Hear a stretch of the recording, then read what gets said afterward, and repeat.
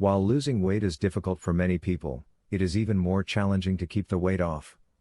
Most people who lose a large amount of weight have regained it 2 to 3 years later.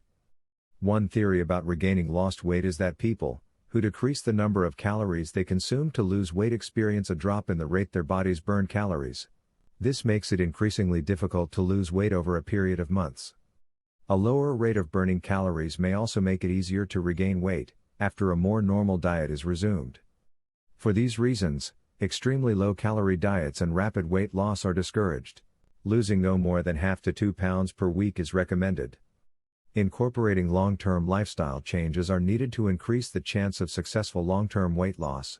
Weight loss to a healthy weight for a person's height can promote health benefits. These include lower cholesterol and blood sugar levels, lower blood pressure, less stress on bones and joints, and less work for the heart. It is vital to maintain weight loss to obtain health benefits over a lifetime. Keeping extra weight off takes effort and commitment, just as losing weight does. Weight loss goals are reached by a combination of changes in diet, eating habits, and exercise. In extreme circumstances, people turn to bariatric surgery. Weight loss maintenance strategies. The strategies that encourage weight loss also play an important role in maintenance. Support systems used effectively during weight loss can contribute to weight maintenance. According to the National Weight Control Registry, 55% of registry participants used some type of program to achieve their weight loss. Physical activity plays a vital and essential role in maintaining weight loss.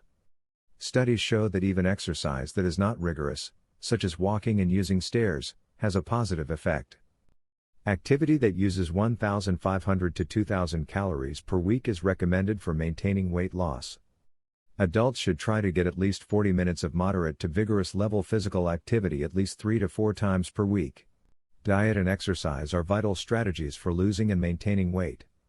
94% of the registrants in the National Weight Control Registry increased their physical activity. Once the desired weight has been reached, the gradual addition of about 200 calories of healthy, low-fat food to daily intake may be attempted for 1 week to see if weight loss continues. If weight loss does continue, additional calories of healthy foods may be added to the daily diet until the right balance of calories to maintain the desired weight has been determined.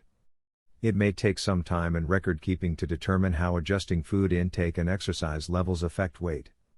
A nutritionist can help with this. A temporary return to old habits does not mean failure. Paying attention to dietary choices and exercise can help maintain weight loss. Identifying situations, such as negative moods and interpersonal difficulties, and using alternative methods of coping with such situations rather than eating can prevent returning to old habits. Weight cycling. Weight cycling is losing and regaining weight multiple times. Some studies suggest that weight cycling, also called yo-yo dieting, may result in some health risks.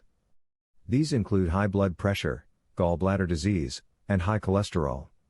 However, these studies are not true for everybody. The best strategy is to avoid weight cycling and to maintain a healthy weight, through a commitment to increased physical activity and healthy eating.